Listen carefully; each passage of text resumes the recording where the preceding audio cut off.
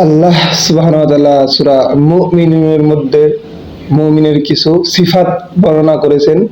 তো আমাদের যাদের মধ্যে এই সিফাতগুলো আছে তারা আমরা মুমিন হতে পেরেছি, আর যাদের মধ্যে এই সিফাতগুলো নেই আমরা এখনো পরিপূর্ণ মুমিন হতে পারি নাই। তো আমরা যদি এই গুণে গুণান্বিত হই তাহলে অবশ্যই আমরা মুমিন হতে পারবো। আসুন আমরা গুণগুলো সংক্ষিপ্তভাবে আলোচনা করার চেষ্টা করছি। قد أفلح المؤمنون, আল্লাহ তাআলা সূরা মুমিনুন শুরু করছে যে অবশ্যই মুমিনগণ সফল হয়েছে।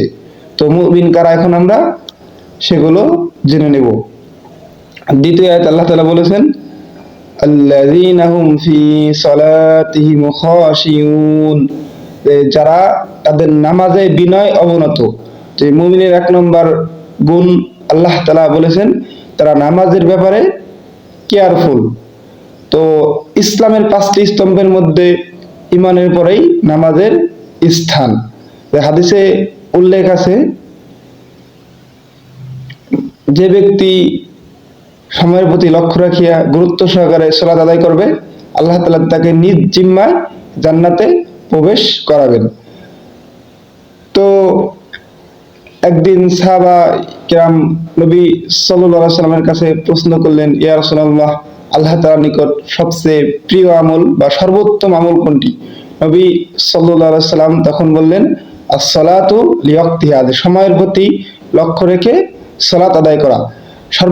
সর্বোত্তম ইবাদত হচ্ছে আওয়াল ওয়াক্ত, অর্থাৎ যথাসময়ে সালাত আদায় করে নেওয়া।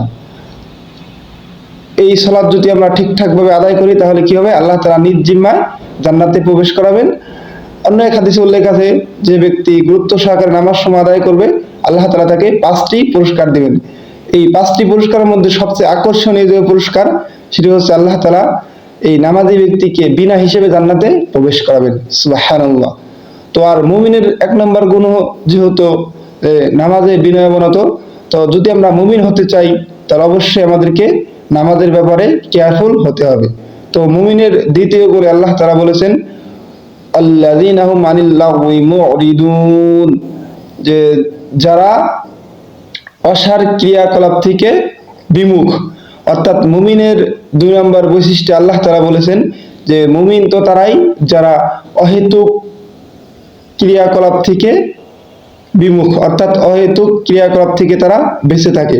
তো অহেতুক অর্থাৎ অসার ক্রিয়াকলাপের সংক্ষিপ্ত ব্যাখ্যা হচ্ছে যেই ক্রিয়াকলাপের মাধ্যমে দুনিয়া এবং দিনের কোনো উপকার নাই, অর্থাৎ সেটা দিনের জন্য উপকারী না, দুনিয়ার জন্য উপকারী না।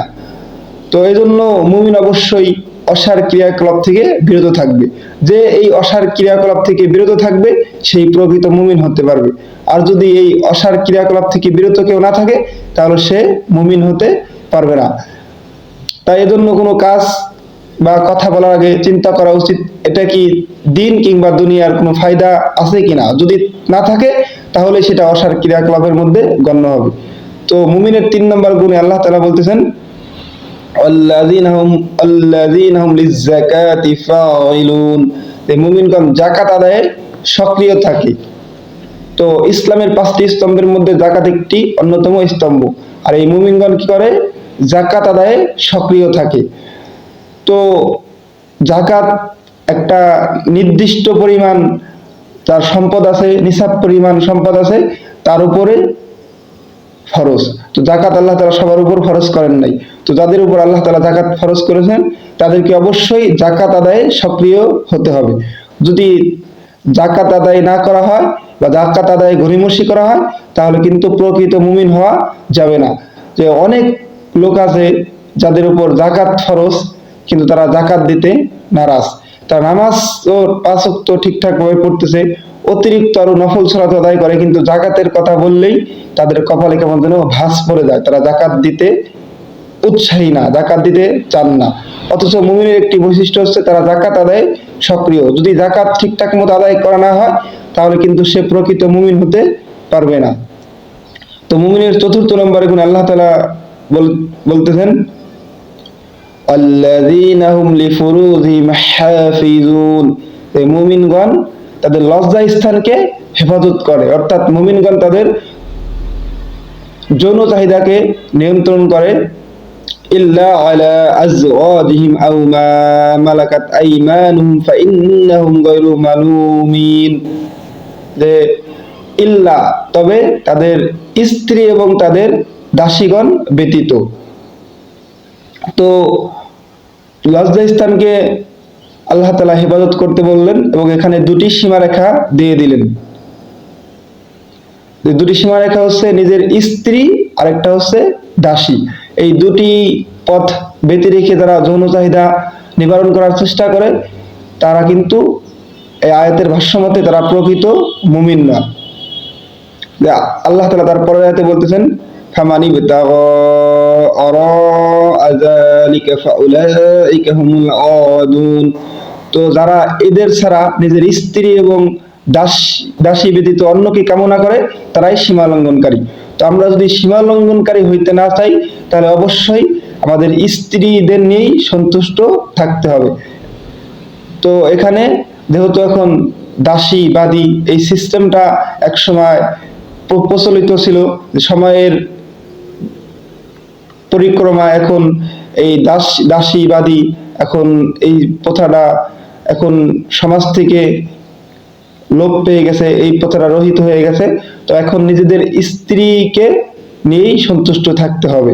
তো স্ত্রী ছাড়া অন্য কোনোভাবে যৌন চাহিদা মেটানোর কোনো হালাল সিস্টেম ইসলামী শরীয়ত অ্যাপ্রুভ করে না। তারপরে আল্লাহ তাআলা মুমিনের আরেকটি বৈশিষ্ট্য বলতেছেন আল্লাযীনা হুম লিআমানাতিহিম ওয়া আহদিহিম রাউন, যে মুমিন তারা আমানত এবং অঙ্গীকার পালনে প্রতিজ্ঞাবদ্ধ। যে মুমিনের এখানে দুটি গুণ আল্লাহ তাআলা বলেছেন, একটি হচ্ছে আমানত আর একটি হচ্ছে ওয়াদা। তো হাদিসে উল্লেখ আছে যে মুনাফিকের আলামত, মুনাফিকের নিদর্শন তিনটি। যখন সে কথা বলে মিথ্যা বলে, আর যখন সে ওয়াদা করে সে ভঙ্গ করে, আর যখন তার কাছে আমানত রাখা হয় সে খেয়ানত করে। তো আমরা এখানে মুমিনের বৈশিষ্ট্যের মধ্যেও দেখতে পেলাম যে এখানে মুমিনের দুটি বৈশিষ্ট্য আল্লাহ তাআলা উল্লেখ করেছেন, একটি আমানতের খেয়ানত করা, একটা ওয়াদার ভঙ্গ করা। এই দুইটি বৈশিষ্ট্য থেকে মুমিন অবশ্যই নিজেকে বিরত রাখবে। এই দুটি হচ্ছে মুনাফিকের বৈশিষ্ট্য। যখন এই মুনাফিকি বৈশিষ্ট্য থেকে বিরত থাকা যাবে, আপনি যে মুমিনের দুটি সিফাত, এই দুটি সিফাত কিন্তু আমাদের মধ্যে চলে আসবে। একটি হচ্ছে আমানত রক্ষা করা, একটা হচ্ছে অঙ্গীকার পূরণ করা অর্থাৎ ওয়াদা পালন করা। তো তারপরে আল্লাহ তাআলা বলতেছেন আল্লাযীনা হুম আলা সালাওয়াতিহিম ইউহাফিজুন, তারা তাদের সালাতকে হেফাজত করে। তো আল্লাহ তাআলা প্রথমে একবার বলেছিলেন যে মুমিনদের তারা তাদের নামাজে বিনয়বনত, এখানে আবার আল্লাহ তাআলা বলতেছেন তারা তাদের সালাতকে হেফাজত করে, অর্থাৎ সালাতকে হেফাজত করতে হবে, অর্থাৎ সালাতের প্রকৃত শিক্ষাকে নিজের মধ্যে ধারণ করতে হবে। আল্লাহ তাআলা কোরআনের অন্য এক আয়াতের মধ্যে বলেন যে নিশ্চয় সালাত যাবতীয় অন্যায় অশ্লীল কাজ থেকে বিরত রাখে। যখন আমি সালাতকে হেফাজত করতে পারবো, যে আমি সালাত আদায় করলাম, আমার দ্বারা কোনো গৃহীত কাজ না হয়, তাহলে সেই সালাত আমার জন্য হেফাজত থাকবে, সংরক্ষণ থাকবে। কিন্তু আমি সালাত আদায় করে পাশাপাশি অন্যান্য গুনাহের কাজ করলাম, তাহলে কিন্তু সেই সালাত আমাকে জান্নাতে পৌঁছে দিতে পারবে না। তো মুমিনের আরেকটি গুণ আল্লাহ তাআলা বলতেছেন। তো আল্লাহ তাআলা তখন এই গুণগুলো বর্ণনা করে তার পরের আয়াতে আল্লাহ তাআলা বলতেছেন 10 নম্বর আয়াতে উলাইকা হুমুল ওয়ারিসুন, যে তারাই উত্তরাধিকারী, তারাই ওয়ারিস। কিসের ওয়ারিস? তো এটাই হচ্ছে এই এতক্ষণ আলোচনার যে একেবারে আকর্ষণীয় একটা পয়েন্ট, সেটা হচ্ছে আল্লাযীনা ইয়ারিসুনাল ফিরদাউস হুম ফিহা খালিদুন, এরাই হচ্ছে জান্নাতুল ফিরদাউসের ওয়ারিস, এখানে তারা চিরস্থায়ীভাবে থাকবে। তো যারা